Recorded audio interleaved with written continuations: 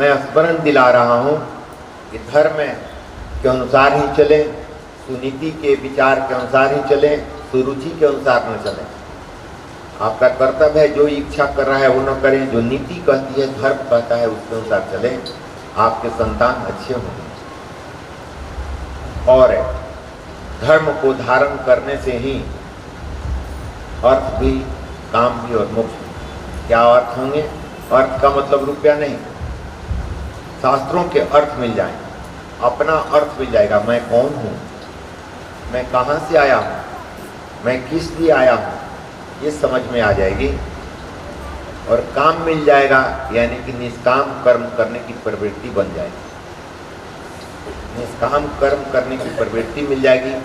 ये काम जो वासना के रूप में बताई गई है, ये भागवत शास्त्र बताता है। कदम ऋषि की भी शादी कर दी गई, प्रहलाद जी भी शादी किए, ध्रुव की भी शादी कराएगी, नारायण खुद आके शादी करवा दे रहे हैं। यानी कि पूर्व संस्कार में दबी हुई वासना जो है, उसके प्रारब्ध को काटना है। ये सप्तम अध्याय यही बताता है कि तुमको कैसे गृहस्थ जीवन में भी ब्रह्म की प्राप्ति करनी है। वैरागियों को छोड़ो, गृहस्थ जीवन में रहकर तुम्हारा कर्तव्य क्या है, गृहस्थ कैसे ब्रह्म की प्राप्ति कर सकता है, इसके लिए ये शास्त्र है।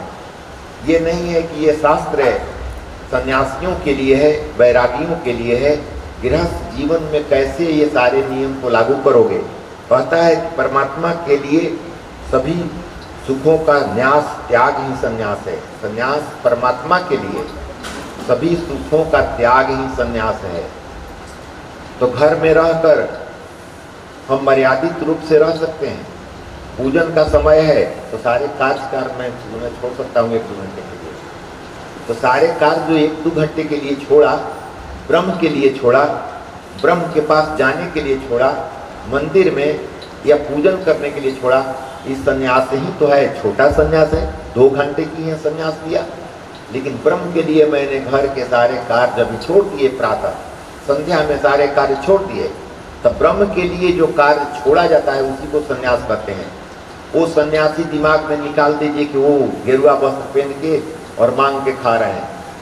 आप तो भाग्यशाली हैं गृहस्थ कि वैसे जो सन्यासी और वानप्रस्थियों का भी भरण पोषण आपके द्वारा हो रहा है, गृहस्थ जीवन के अनुसार हो रहा है। सभी अगर सन्यासी बन जाएंगे तो सन्यासियों को भोजन कौन देगा? इसलिए आप उत्तम कार्य कर रहे हैं। गृहस्थ जीवन सबसे उत्तम माना गया है। लेकिन कब है ये कहता है ब्रह्म गृहस्थ धर्म में क्या करना है, गृहस्थ धर्म में क्या करना है। 7वां स्कंद बता रहा है, पति पत्नी सावधानी पूर्वक पवित्र जीवन जिए।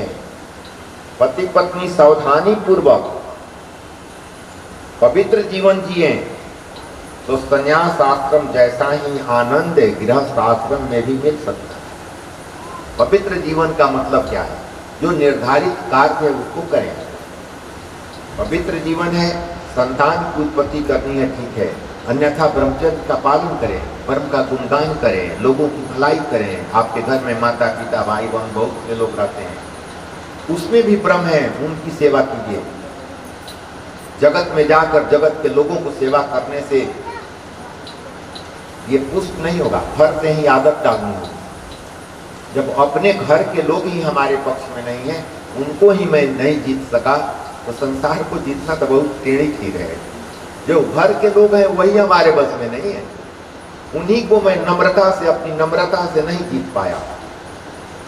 उनके लिए तो ये कैसे होगा? तो तरीका बताया गया है। ब्रह्म मुहूर्त हो, प्रातः ब्रह्म के पास जाना है, पूजा करना है, तो उस समय के लिए सारे घर के कार्य को स्थगित करो, त्याग करो कार्य को और ब्रह्म के तरफ जा। अगर वहां से निवृत्त होकर आया तो फिर परिवार के सदस्यों को ब्रह्म ही मानकर उनकी सेवा में लग जा, उनसे सेवा ले और सेवा दे, तो घर भी स्वर्ग वैसा हो जाएगा। इस जीवन से पति पत्नी ये संन्यास जीवन का आनंद घर में ही ले सकते हैं और आसानी से ले सकते हैं। केवल ऐसे ही करना है, विचार पवित्र करना है। विचार पवित्र कैसे आएगा? विचार पवित्र तब आएगा जब निंदा शिकायत दूर होगा, ऊंच नीच दृष्टि खत्म होगी, अपने को प्यार और दूसरे को डांट, ये नहीं चलेगा। सब में ब्रह्म है, बराबर याद में दिला रहा हूं। नहीं पटता है, ठीक है, अलग रहेंगे, कम मिलेंगे, कम समय के लिए मिलेंगे, कम बात करेंगे, लेकिन लड़ेंगे नहीं। लड़कर अपना समय बर्बाद नहीं करें। बड़ी अनमोल समय मिला है ये मनुष्य, फिर ये मिलेगा कि नहीं मिलेगा कोई ठीक नहीं। इसलिए शरीर से ही, तुंगभद्रा नदी सुने ना, तुंगभद्रा कल्याण करने वाली नदी को आत्मदेव गए हैं, यानी कि कल्याण करने वाली नदी के किनारे ब्रह्म आत्मदेव रह रहे हैं। मतलब आत्मा जो देव हैं वो कल्याण करने वाली नदी, मतलब शरीर में रहते हैं। ये शरीर से ही अपना कल्याण अपना सकते हैं। शरीर नहीं रहेगी तो आत्मा कोई कार्य नहीं कर सकती। बिजली रहे या पंखा न रहे तो कुछ कार्य नहीं होगा। तो शरीर के कारण ही अच्छे और बुरे कार्य आप कर सकते हैं, तो अच्छे कार्य करें, बस इतना ही करना है। बहुत ज्यादा नियम कानून नहीं करना है।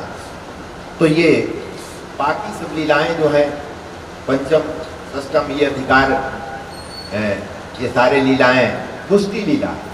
जो उधर हो गया है उसी को पुष्टि के लिए उदाहरण देकर ध्रुव का, प्रहलाद का, वामन भगवान का, नरसिंह मेहता का, संतों का उदाहरण दे दे, चाहे सभी ब्रह्म के सभी अवतारों का वर्णन करके कैसे कैसे वो लोग रहे हैं, कैसे कैसे। प्रहलाद जी तो विपरीत परिस्थिति में भी रहकर नारायण प्रभु के भक्त बन गए। प्रहलाद जी, भरत जी बैरागी बनकर त्याग करके, ये बराबर स्मरण रहे कि घर में रहकर भी प्रहलाद जी प्रभु के भक्त बन गए थे। अब प्रभु आकर उनको गोद में उठा लिए। विपरीत परिस्थिति रहते हुए ध्रुव के बैराग लिए और प्रभु उठा लिए। भरत जी हैं, राजपाट छोड़ के बैरागी बने, तो वो उनको प्रभु, लेकिन समय लगा 2-3 जन्म, क्योंकि प्रवृत्ति आ गई थी। निवृत्ति तो राज तो छोड़े, निवृत्त तो हो गए, लेकिन निवृत्त हुए और जाकर कहीं प्रवृत्ति में फंस गए, मोह में फंस गए। उस समय भरत जी अगर ये सोचे होंगे, इस मृग में भी तो वही निवास कर रहा है जो हमारे अंदर निवास कर रहा है, वो अपनी सेवा खुद करेगा। कैसे उदाहरण से वो कर सकते थे? प्रभु की इच्छा होती है वही होती है। उस समय उदाहरण ये अगर आता कि विश्वामित्र तो शकुंतला के जन्म देने के बाद छोड़ के चले गए थे, वो तो छोड़ के चले गए थे, उसकी मोह तो नहीं किए कि हमारी पुत्री है तो इसका कौन सेवा करेगा, कौन रक्षा करेगा। प्रभु दिए हैं तो वो समझे ना, वो समझे कि क्या करेंगे, हम अपनी साधना में चले गए ना।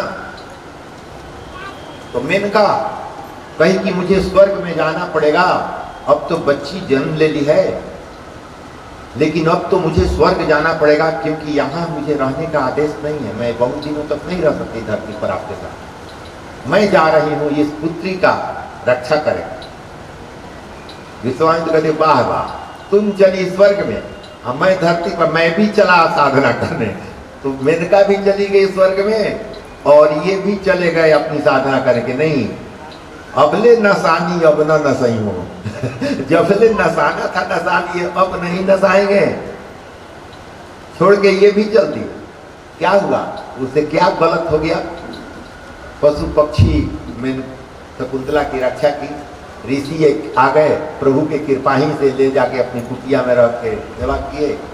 फिर चूंकि राजा की लड़की थी, विश्वामित्र राज ऋषि हैं, राजा थे, तब ऋषि बने हैं, तो राजा की लड़की राजा ही, राजकन्या ही होगी, तो राजकन्या से ही शादी हुई।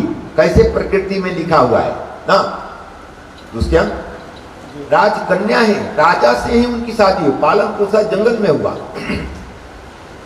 लेकिन राजा ही आके वरण किया। ऐसा नहीं कि ऋषि के पास थी राजकन्या तो कहीं और विवाह कर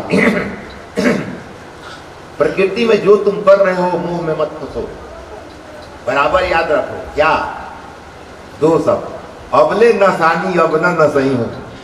एक और, यह संसार झाड़ का झांखड़ उलझ उलझ मरी जाना है यह संसार झाड़ का झांखड़, झांखड़ गौन में चल जाता, कांटा उठा इन्होंने कपड़ा में चल जाता।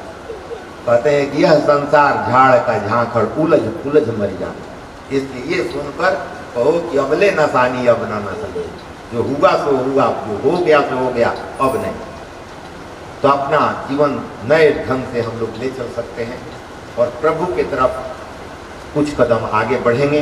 प्रभु कहते हैं शास्त्रों में कि तुम एक कदम अगर आगे मेरे तरफ बढ़ोगे तो मैं तुम्हारे तरफ 2 कदम आगे बढ़ूंगा और दूरी बहुत कम हो जाएगी। ऐसा नहीं कि तुम ही को चलकर मेरे पास आना होगा, तुम मेरे पास चलने का संकल्प करना। तू 1 कदम चलेगा तो मैं 2 कदम तुम्हारे तरफ चलूंगा। तू 1 कदम अगर मुझसे दूर भागेगा तो मैं 2 कदम तुमसे दूर भागूंगा, है ना। तो ये तो दूरी बढ़ाने पर घटाने पर हमारे ऊपर निर्भर करता है। आपको कश्यप मतलब बुझा रहा है? कश्यप मतलब क्या? क मतलब ईश्वर होता है ना। अगर ऐप चल रहा है, व्हाट्सएप चलता है ना ऐप, तो भगवान का ऐप जो है वो कश्यप है उसी से ही खोज हुआ है। वो भगवान का ऐप है जिससे सब कुछ दाब के निकाला जा सकता है। समझ में आई कि नहीं? कहते हैं लोग कि ऐप एक नया है, इसको लोड कर लो। तो ब्रह्म का वो ऐप है, कश्यप है। सारा चीज वो जैसे चाहेंगे वैसे देख लेंगे या कर लेंगे। भगवान का वो ऐप है ये आपका इन लोगों का बनाया हुआ ऐप है। तो शास्त्रों से लेकर ही कुछ कर सकते हो, बाकी कुछ उपाय नहीं है ना। तो सब कुछ दाब के निकाल दिए कि अरे हिरण्यकशिपु आएगा, उसको मारने के लिए नारायण आएंगे, उसके लड़के होंगे प्रहलाद, सारा रिकॉर्ड ऐप में डालकर निकाल लिए। एक तो ऐप का अभ्यास तो कर लो, कैसे डाउनलोड किया जाएगा ये ऐप कैसे डाउनलोड आएगा, इसका अभ्यास कर लो तो कहीं भी बैठे दाब के निकाल सकते हो कहाँ क्या है ना। ये वासना समझने की, जो इस वासनाओं में हम फंसे हुए हैं, कितने प्रकार की वासनाएं होती है। तो कहता है कि असद वासना समता अद्वैत भाव में ही होती है। समता मतलब बराबरी, अद्वैत मतलब ब्रह्म एक ही है, तब समता होगी। सब में ब्रह्म है तो एक मत हो जाएगा, विषमता नहीं रहेगी। अद्वैत में ही विषमता नहीं रहती, द्वैत रहेगा तब विषमता रहेगी। ऊंच नीच, छोटा बड़ा, अपना तेरा मेरा, अपना पराया, ये सब स्वर्ग नरक पुण्य पाप, ये द्वैत दो। इसलिए मैंने शुरू में ही कहा था कि कैसे समझोगे कि हम राक्षस के कुल के की हैं कि देवता के कुल के हैं। तो ये साबित हो गया था कि हम लोग राक्षस के कुल के हैं, क्योंकि पुण्य भी मानते हैं, पाप भी मानते हैं, स्वर्ग भी मानते हैं, नरक भी मानते हैं। तेरा भी है और मेरा भी है, अपना पराया, तेरा मेरा, अच्छा बुरा, छोट नीच ऊंच ना, ये दो को जो चल रहा है दिमाग में, ये द्वैत है। द्वैत मतलब दो मतलब द्वैत। कश्यप ऋषि के 2 पत्नियां, द्वितीय आदित्य, तो द्वितीय के ये पुत्र हैं, मतलब हम लोग उसके हो गए। हाँ, कश्यपे गोत्र होगा लेकिन उसके हो गए। तो तब क्या करना है? कल हुआ था एक मारुत नंदन लोग उत्पन्न हुए, नारद जी से जाके आग्रह कर रही हैं द्वितीय कि हमारे पुत्रों को भी देव मानो, यानी कि अभी भी उपाय है, हम लोग अपना बुद्धि ठीक करें तो देवताओं के श्रेणी में जा सकते हैं, हमारे पास ऑप्शन है ना। तो द्वेष बुद्धि खत्म कर रही है। तेरा है, सब तेरा ही है, चाहे सब मेरा ही, सब ब्रह्म का है, पूरे ब्रह्मांड जिसका है उसी का तो सब होगा। कैसे तुम कहोगे कि पूरा ब्रह्मांड उन्हीं का है? ऐसे कर सकते हो? माता पिता हैं और 5 बाल बच्चे हैं, 5 बाल बच्चे भिन्न भिन्न शहरों में मकान बना लिए। अगर माता पिता से पूछा जाएगा कि आपके कितने मकान हैं, तो कहेगा कि 5 मकान है, 5 शहरों में मकान है। लेकिन लड़का से पूछेगा कि कई गो मकान है, तो कहेगा कि एगो। लड़का से पूछा जाएगा कई गो तुम्हारा मकान है, तो कहेगा कि फलाना शहर में 1 मकान है। लेकिन पिताजी से पूछा जाएगा कि कोई मकान है, तो कहेगा कि 5 मकान है ना। इसलिए कहा जा सकता है कि पूरा ब्रह्मांड जो ब्रह्म का ही है, इसलिए सब मेरा ही है। केवल भावना ठीक करना है। ये भागवत शास्त्र मनुष्य को पुष्ट करता है, डरो मत, भयभीत मत हो, न कोई मरेगा न जिएगा, वही है। उसकी जब तक इच्छा है तब तक रहेगा, जो कार्य तुमसे करवाना होगा करवाएगा।